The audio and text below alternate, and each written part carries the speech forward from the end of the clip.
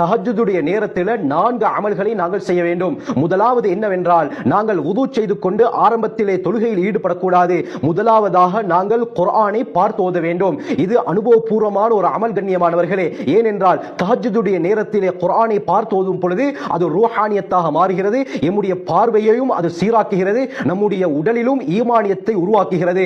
குர்ஆனை நாங்கள் பார்த்து ஓதியதற்கு பிறகு இரண்டாவது அமலாக நாங்கள் தொழுகையிலே ஈடுபட வேண்டும். அதுவும் தொழுகையிலே குர்ஆனை ஓதி நாங்கள் ஈடுபட வேண்டும். இந்த தொழுகையை நிறைவேற்றியதற்கு பிறகு மூன்றாவது அமல் என்னவென்றால், நாங்கள் செய்த தப்பு தவறுக்காக வேண்டி இஸ்திக்ஃபார், பாவ மன்னிப்பு தேட வேண்டும். அருமையானவர்களை, நான் ஏற்கனவே ஒரு பதிவுல சொல்லியிருக்கிறேன், குறைந்தது 500 தடவையாவது நீங்கள் அதே இடத்தில் அமர்ந்து கண்ணை மூடிக்கொண்டு மன ஓர்மையுடன் அஸ்தக்ஃபிருல்லாஹ் அல்லது லா ஹவ்ல வலா குவத்த இல்லா பில்லாஹ் அல்லது ரப்பிக்ஃபிர்லி என்ற வார்த்தைகளை நீங்கள் சொல்லுங்கள். உங்களுடைய உள்ளம் எந்த அளவுக்கு நிம்மதியாக மாறுகிறது என்பதை பார்க்க வேண்டும்.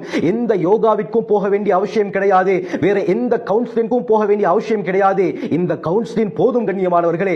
இருந்த இடத்திலே கண்ணை மூடிக்கொண்டு மன ஓர்மையுடன் அல்லாஹுவை நினைத்து நீங்கள் இஸ்திக்ஃபார் செய்யுங்கள். இந்த அமலை செய்ததற்கு பிறகு நான்காவது அமல் துஆவிலே ஈடுபடுங்கள். கண்ணியமானவர்களே, நேரம் குறைவாக இருக்கிறது. உதாரணமாக 20 நிமிடம் தான் இருக்கிறது என்று சொன்னால், அந்த 20 நிமிடத்தை 4ஆக பிரித்து 4 அமல்களையும் அந்த நேரத்திலே செய்து வருவதற்கு முயற்சி செய்யுங்கள். உங்களுக்கு ஒரு மணித்தியாலம் நேரம் இருந்தால் அந்த ஒரு மணித்தியாலத்தை நீங்கள் 4ஆக பிரித்து இந்த 4 அமலை அந்த நேரத்துக்குள்ளால் செய்து வாருங்கள். நிச்சயமாக ஆச்சரியமான பலன்களை நீங்கள் காண்பீர்கள். வீட்டிலே இருக்கக்கூடிய சூனியமாக இருக்கட்டும், முசீபத்தாக இருக்கட்டும், எல்லாமே அடியோடு இல்லாமலாகிவிடும். ஊடு பிரகாசமாக மாறிவிடும். ஊடு பிரகாசமாக மாறிவிட்டால் அருமையானவர்களே, கணவன் மனைவிக்கு மத்தியிலே ஒற்றுமை ஏற்படும், புரிந்துணர்வு ஏற்படும், விட்டுக் கொடுப்பு ஏற்படும். கணவன் மனைவிக்கு மத்தியிலே கோபம் என்பது இருக்காது. அவர்களுடைய வாழ்க்கை செழிப்பாக மாறிவிடும். குழந்தைகள் நம்முடைய பேச்சை கேட்பார்கள். அல்லாஹ் நம்முடைய வியாபாரத்திலே பரக்கத்தை ஏற்படுத்துவான். கடன் இல்லாமலாகும், பிரச்சனைகள் இல்லாமலாகும்.